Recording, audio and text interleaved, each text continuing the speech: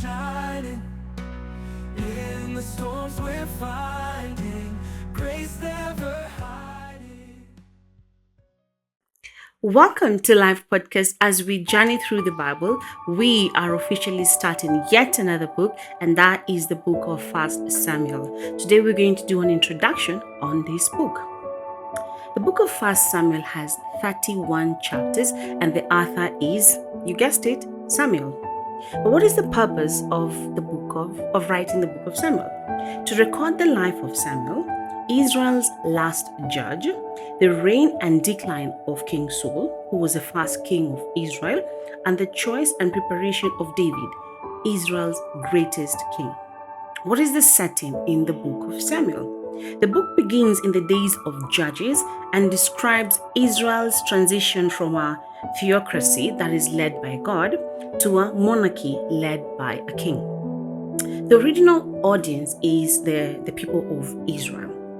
But what is the overview of the book of Samuel? In this book, we have an account of Eli and the wickedness of his sons. Eli was a priest.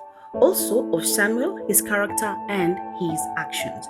Then we will see the advancement of Saul to be the first king of Israel, his ill behavior until his death made way for David's succession to the throne. And David was an eminent type of Christ. David's patience, modesty, constancy, persecution by open enemies, and feigned friends are a pattern of example to the church and to every member of it. Many things in this book encourage the faith, hope, patience of the suffering believer. It also contains many useful cautions and awful warnings.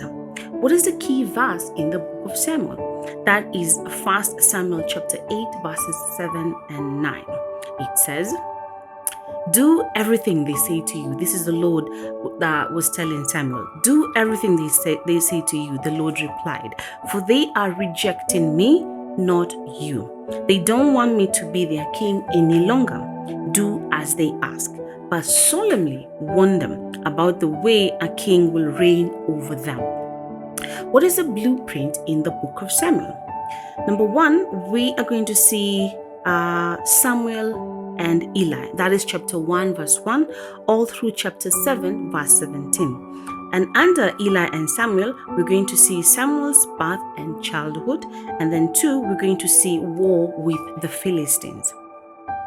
We will see a vivid contrast between young Samuel and Eli's sons. Eli's sons were selfish, but Samuel was helpful. Eli's sons defrauded people, but Samuel grew in wisdom and gave the people messages from God. Samuel went on to become a prophet, a priest, a judge, and a judge over Israel. A person's action reflects his character. May we strive, like Samuel, to keep our hearts pure before God. And then blueprint number 2, we're going to see Samuel and Saul, and that is chapter 8 verse 1 all through chapter 15 verses 35. Under Samuel and Saul, we will see Saul becomes the first king of Israel, and then number 2, God rejects Saul for disobedience. Saul showed great promise because the Bible describes him as a great leader. He was strong, tall, and modest. God's Spirit came upon him, and Samuel was his counselor. But Saul deliberately disobeyed God and became an evil king. We must not base our hopes or future on our potential. Instead, we must consistently obey God in all areas of our lives. God evaluates obedience, not potential. And then blueprint number 3, we're going to see Saul and David. That is chapter 16 verse 1 all through chapter 31 verse 13. Here we're going to see Samuel anointing David and Goliath, the famous story, David and Jonathan becoming friends, Saul pursuing David, and then Saul's defeat and death. David quickly killed Goliath, as we're going to see, but waited patiently for God to deal with Saul. Although David was anointed to be Israel's next king, he had to wait years to realize this promise.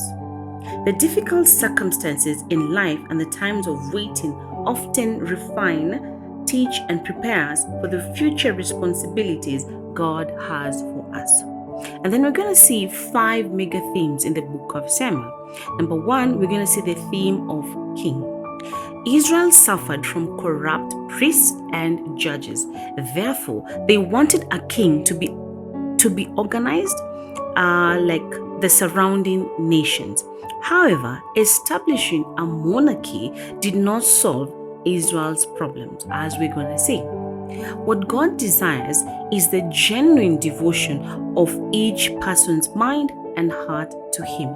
No government or set of laws can substitute for the rule of God in your heart and your life.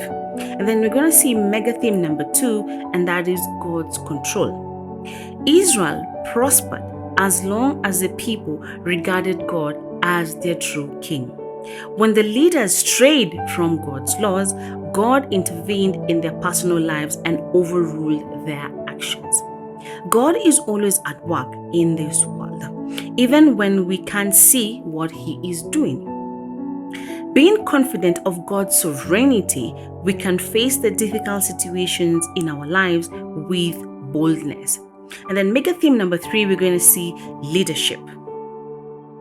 God guided His people using different forms of leadership.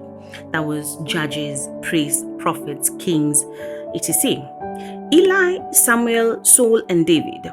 That is the example of the priests and kings that we see in the book of Samuel. The success of each leader depended on his devotion to God, not his position, leadership style, wisdom, age, or strength. When they disobeyed God, they faced tragic consequences.